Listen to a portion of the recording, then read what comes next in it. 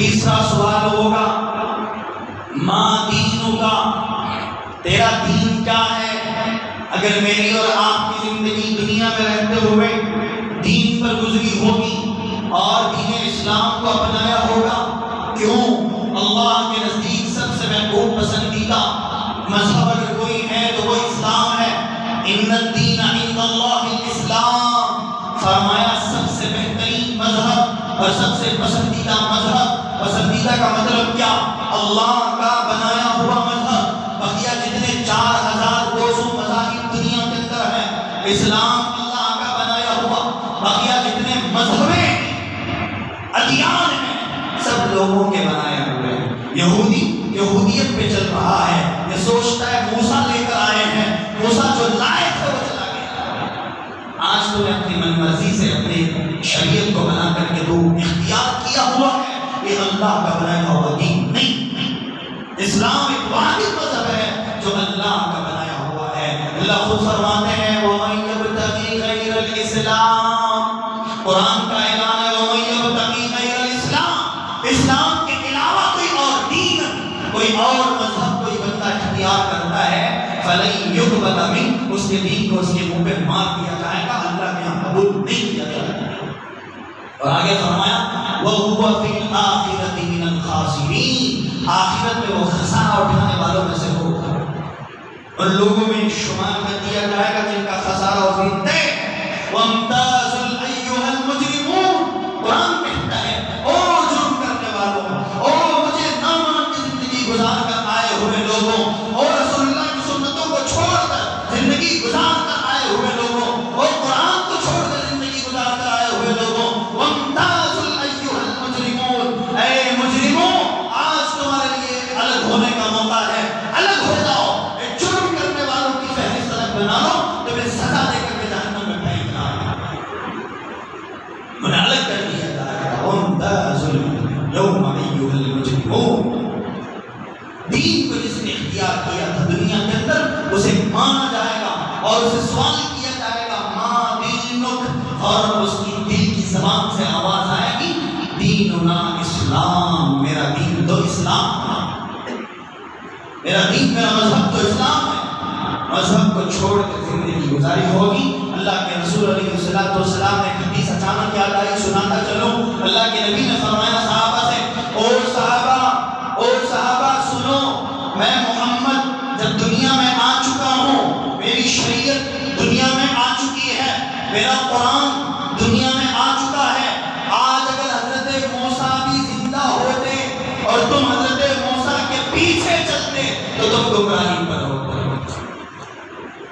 یہودیوں کے کلموں کو ماننے والوں یہ سوچ کر کہ وہ بھی حضرت موسیٰ کا شریعت ہے، موسیٰ کا مذہب ہے، نہیں، پیغمبر نے صحابہ سے فرمایا صحابہ موسیٰ کے ماننے والے تو ماننے والے، موسیٰ کی شریعت تو شریعت، موسیٰ بھی ولو کان حیا، حدیث کے جملے ہیں، اگر موسیٰ زندہ ہوتا اور موسیٰ کے پیچھے اگر تم چلتے تو تم گمراہی کے راستے پہ ہوتے۔ اور آگے فرمایا اگر موسیٰ زندہ ہوتا ولو کان موسیٰ حیا، اور اگر آج موسیٰ زندہ ہوتے ما سوا الا اتباعی، فرمایا موسیٰ زندہ ہوتے تو ان کے لیے بھی اس کے علاوہ کوئی چارہ نہ تھا کہ وہ میری اطاعت کریں، اپنی شریعت کو چھوڑ کر، اپنے طریقوں کو چھوڑ کر، اپنی کتاب کو چھوڑ کر، اپنے احکام کو چھوڑ کر، ما سوا الا اتباعی، ان کے لیے اس کے علاوہ کوئی چارہ نہ تھا کہ وہ میری اتباع کرتے۔ اور موسیٰ میرے اور تمہاری طرح عام آدمی نہیں، اور موسیٰ جو مجھ سے اور تجھ سے گناہ ہوتے ہیں، ایسے گناہ سرزد کرنے والا ایک عام شخص نہیں ہے۔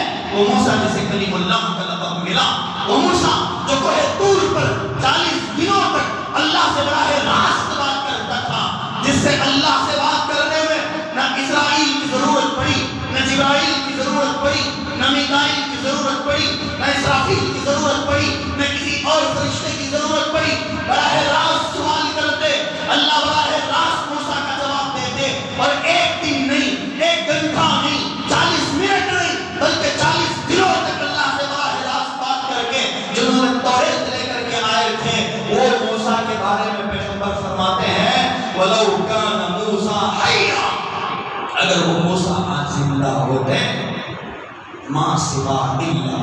بھائی تو ان کے لیے میری اطاعت کے علاوہ کوئی اور راستہ نہ تھا۔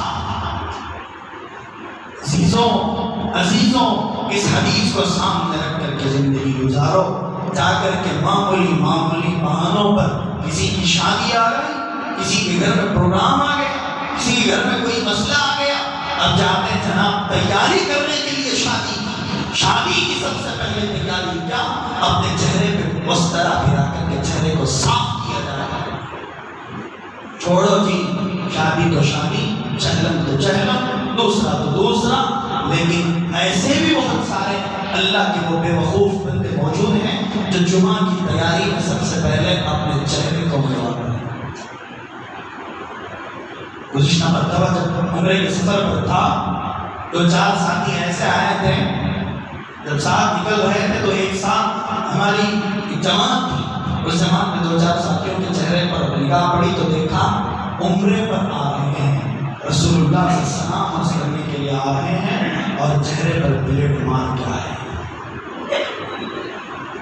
اللہ وہ محمد رسول اللہ کو اپنی قبر مبارک میں کتنی تکلیف ہوتی ہے، اس کے چہرے کو دیکھ کر رسول کے آنسو کتنے برستے ہوں گے، جس کی خاطر میں نے ساری زندگی تڑپ تڑپ کر کے گزار دیا۔ میں چاہتا تو میری زندگی لمبی ہوتی، میں چاہتا بہت کے پہاڑ کو سونا بنا کے پیچھے لگا دیا جاتا، میں چاہتا جو چاہے کر سکتا تھا، اس لیے کہ میں تمام گناہوں کا بخشایا تھا، میرے اگلے گناہ بھی معاف، میرے پچھلے گناہ بھی معاف، سارے گناہوں کو معاف کر دیا گیا تھا۔ باوجود اس کے میں نے میری امت کی خاطر پیٹ پر پتھر بھی باندھے، میری امت کی خاطر اپنے دندان مبارک کو بھی شہید کروایا، میری امت کی خاطر اپنی بیٹیوں کا طلاق کروایا، میری امت کی خاطر بہت سارے معاذ پر میں خود گیا اور بہت سارے جنگوں میں شامل رہا، اسلام کی حفاظت کر کے میری امت تک پہنچاؤں۔ آج جو امت میرے پاس آئی ہے تو چہرہ صاف کر کے آئی ہے۔ دل پہ ہاتھ رکھ کے بتانا، آپ کے والد نے آپ کو کوئی چیز کی نصیحت کی تھی اور آپ نے نہ مانا، نافرمانی کر کے باپ کے سامنے جا کر کھڑے ہو گئے، ادب و احترام کیا والد کا، تو وہ آپ کا باپ آپ سے خوش ہوگا۔ وہ باپ جو اللہ کے نبی کے حکم کے خلاف حکم دیتا ہے تو اس باپ کی بھی کوئی حیثیت نہیں ہے۔ ویسے 1000 باپ میرے نبی کے قدموں پہ قربان ہیں، وہ باپ جو اللہ کے حکم کے خلاف حکم دیتا ہے تو اس باپ کی کوئی حیثیت نہیں ہے، وہ باپ جو شریعت کے خلاف کوئی حکم دیتا ہے تو اس باپ کی کوئی حیثیت نہیں ہے۔ ایسے باپ کی نافرمانی پہ باپ خوش نہیں ہوتا تو محمد رسول اللہ کی نافرمانی پہ محمد رسول اللہ خوش ہوتا۔ کس غلط فہمی کی دنیا میں جی رہے ہو، کس بھول بھلیا کی دنیا میں جی رہے ہو، کس آپ جو ہے یہودیوں کے طریقے کی دنیا میں جی رہے ہو اور یہ سوچتے ہو مرنے کے بعد دیکھا جائے گا، مرنے کے بعد دیکھا جائے گا۔ لوگ کہتے ہیں نا جناب نماز پڑھ لیجیے، داڑھی رکھ لیجیے، جناب فلاں عمل کر لیجیے، جناب فلاں کر لیجیے، حضرت چھوڑو مرے کے بعد دیکھیے۔ نہیں، قبرستان میں جانے کے لیے ایسے ہی آسان سفر نہیں ہوتا۔ قبرستان جانے کے لیے اپنی 60 سالہ زندگی میں وہ سارے احکام ادا کرنے پڑتے ہیں جس کا اللہ نے حکم دیا ہے۔ بہت محنت لگتی ہے قبرستان کو جانے کے لیے۔ زندہ آدمی 2 منٹ میں قبرستان پہنچ سکتا ہے، مردے کے لیے دشواریاں لگتی ہیں، ایک دن بھی 50,000 سال کے بعد جاتا ہے۔ اللہ کے لیے قبر کے پاس جانے کی تیاری کرو، قبر کے پاس جانے کی تیاری کرو۔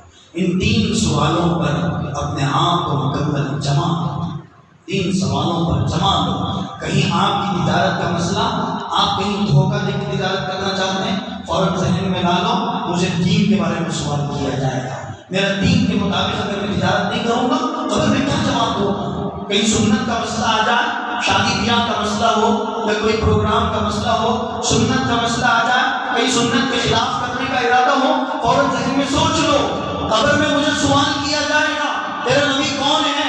میں یہاں سنت کے خلاف کروں گا تو محمد رسول اللہ کو کیسے پہچانوں گا؟ یہ سوچ کر کے تم اپنی زندگی کے ایک عمل کو کرو، اللہ کی قسم تمہاری زندگی کے اعمال درست ہو جائے گا۔ کریں گے انشاءاللہ۔ آخر میں ایک لطیفہ کہہ کر اپنی بات کو ختم کروں۔ قبرستان کو آنے کی جو جو قیمت ہے بلوچستان کو آنے کے لیے جو بندہ محنت کرتا ہے اس محنت میں زندگی کے 60-70 سال لگ جاتے ہیں۔ ایک پٹھان تھے، کوئی دوسرا پٹھان نہیں ہے